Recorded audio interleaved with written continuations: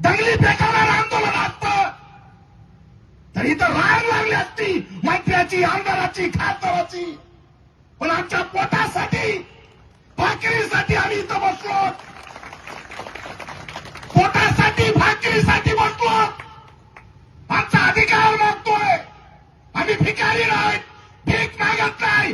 हा रेमंडवाला भिकारी आहेत, आम्ही स्वाभिमानी आहेत. आमच्या कष्टावर ह्यांनी उभा केलं, आमच्या घामावरती उभा केलं. आता 20,000 रुपये तुम्ही पेमेंट देताय, थट्टा करताय आणि पोलिसांच्या मार्फत आंदोलन दाबायचा प्रयत्न करताय.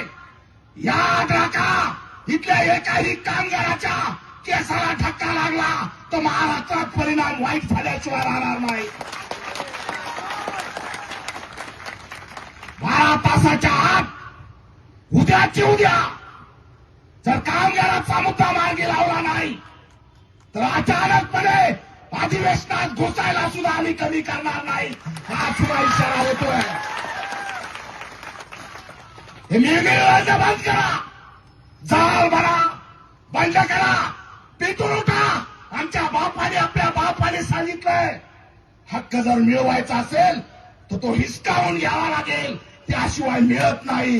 हे डॉक्टर बाबासाहेब आंबेडकरांनी सांगितलं.